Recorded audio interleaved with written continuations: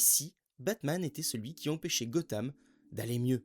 Car derrière le masque du plus grand détective du monde se cache une part d'ombre. Sa croisade n'est pas un acte héroïque, c'est un acte d'égoïsme. On nous le vend comme le stratège ultime, celui qui a toujours 3 coups d'avance. Mais après des décennies de patrouille, le constat est clair. Sa méthode est un échec total. Et du coup, on se pose une question. Pourquoi ça ne marche pas?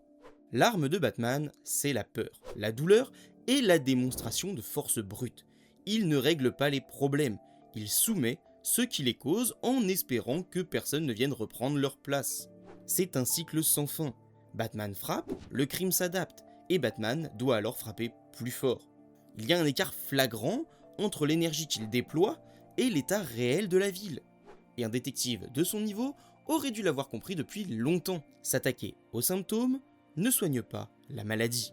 Alors pourquoi continue-t-il d'agir ainsi? Est-ce que cette croisade ne cacherait-elle pas autre chose qu'une simple volonté de faire le bien? Quand on regarde comment fonctionne Batman, quand on regarde comment il prépare ses gadgets, ses plans d'urgence, ses protocoles, on s'aperçoit que tout est millimétré, chaque battement de cœur doit être sous contrôle. Il y a chez Batman une rigidité qui dépasse le cadre professionnel. Bon, si on peut appeler profession, le fait de se balader en slip sur les toits pour taper du méchant. Et d'ailleurs, on comprend vite que c'est plus qu'une profession. Il s'agit surtout d'une obsession du détail qui ne laisse aucune place au hasard. Mais ce n'est pas que de la prudence, c'est un besoin de contrôle maladif. Il refuse qu'un seul rouage de son existence ne tourne pas exactement comme il l'a prévu. À tel point d'ailleurs qu'il repousse régulièrement les partenaires qui ne sont pas des extensions de sa propre volonté.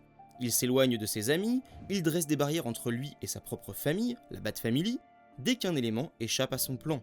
Par exemple, presque tous les Robins ont été ou ont failli être abandonnés car ils n'obéissaient pas strictement à ses règles.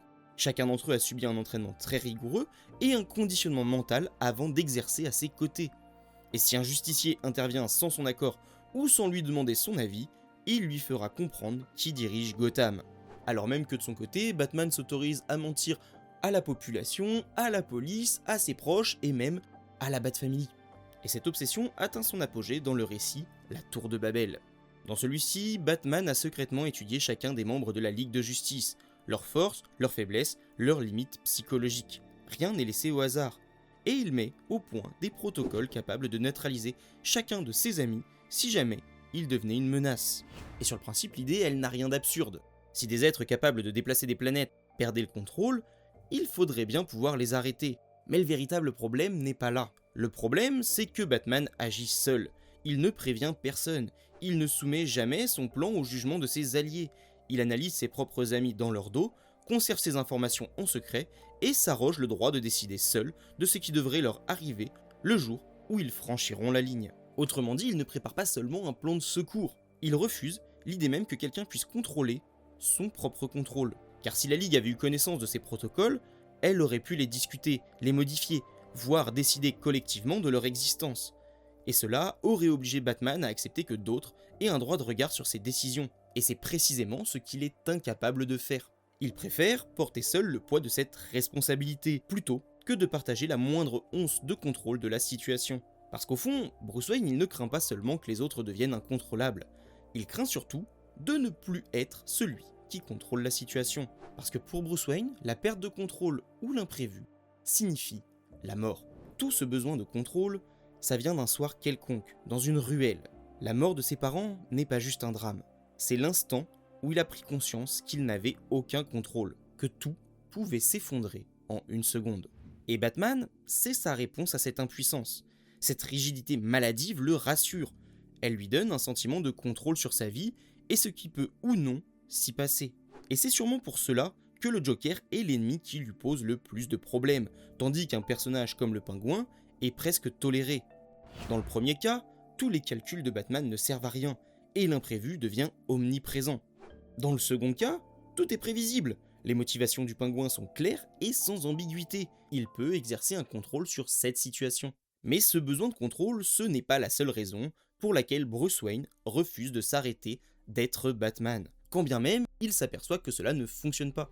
Dans sa tête, la mort de ses parents ne peut pas être juste un fait divers absurde.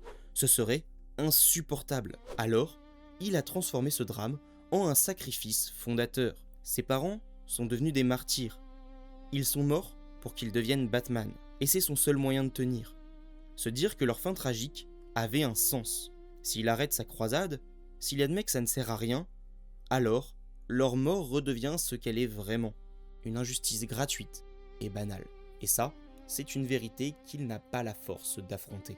Finalement, sauver Gotham, c'est l'excuse parfaite. Une noble façade pour ne pas avoir à accepter la nature chaotique de la vie. Batman combat le crime parce que ça le soulage lui, ça lui donne l'illusion qu'il maîtrise quelque chose.